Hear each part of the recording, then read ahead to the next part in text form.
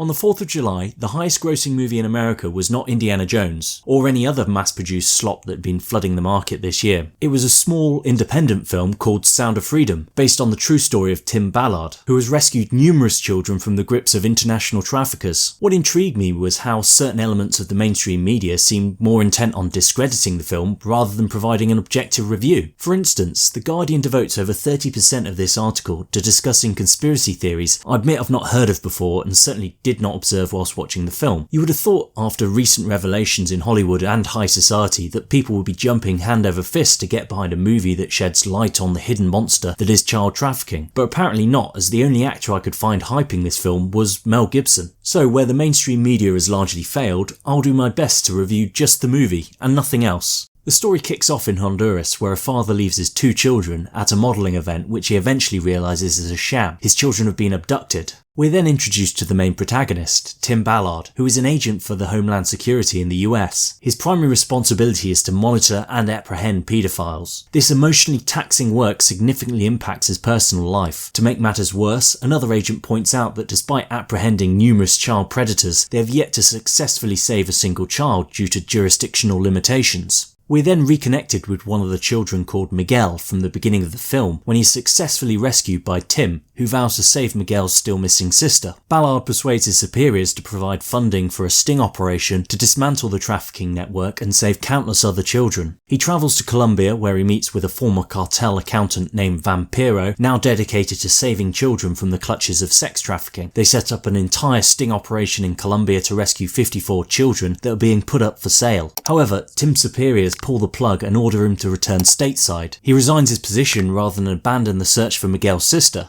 How far will Ballard go to pull off the mission, and can he reunite Miguel with his sister? Upon watching this film, the first thing that becomes evident is the undeniable discomfort it evokes, not because the film is poorly made, quite the contrary, but due to the profoundly disturbing subject matter it tackles. I had a constant sense of revulsion in the pit of my stomach throughout the entire movie. Numerous scenes are undeniably difficult to watch, for obvious reasons, but the PG-13 rating means it refrains from explicitly depicting the most horrifying acts. It doesn't shy away from showing the lead up to these distressing events though, which seems to be a deliberate choice that effectively communicates the gravity of the situation. Monteverde, the director, deserves praise for skillfully treading a delicate line, plunging the audience into this disturbing subject matter without crossing into gratuitousness, exploitation, or insensitivity. It is also important to note that the film distinguishes itself from action flicks like Taken, where the child trafficking plot often serves as a backdrop for the protagonist's action-packed vengeance. Sound of Freedom deliberately steers away from conventional movie tropes. In contrast, this film opts for a gritty and realistic approach, eschewing sensationalism for a more authentic portrayal of the subject matter where child trafficking is front and centre. The character of Ballard doesn't resort to the typical action hero cliches of kicking down doors and single-handedly taking down the traffickers.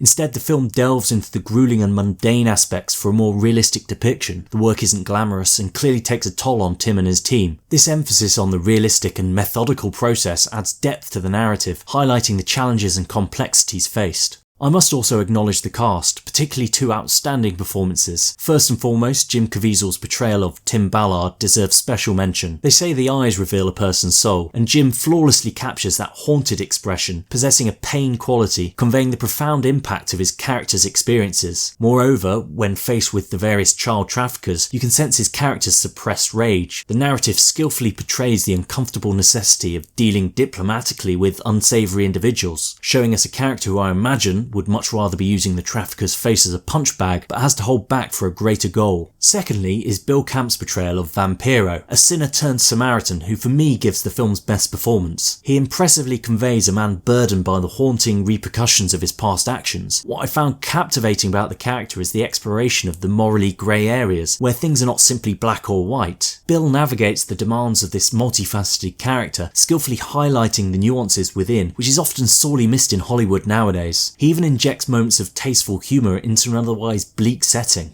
Despite having a budget of only $15 million, Sound of Freedom managed to deliver an impressive production value that could easily be mistaken for a film with a much higher budget. The quality of the practical effects and stunts were outstanding. It's remarkable how the film's execution surpassed the limitations of its budget, making it look on par with bigger Hollywood productions. Of course, when examining the actual story behind the film, it becomes apparent that certain aspects of the plot were likely condensed for budgetary reasons. For example, one of the sting operations depicted in the movie was more extensive in real life, spanning multiple locations, whereas the film focused on a single area. Despite such adaptations, Sound of Freedom effectively conveys the essence of the true events it is based on, leaving a powerful impact on its audience. The only minor issue I had with the film, and it's certainly not a major concern, was the final act. It just felt out of place. During my research for this review, I discovered that the part where they attempt to rescue a child in the jungle was fictional. Tim did lead a team of operatives who disguised themselves as doctors into the jungle. It was for a recon mission a few years after the events depicted in the film. It wasn't specifically aimed at saving a child though. This fictional element felt somewhat out of sync with the overall realistic tone of the movie.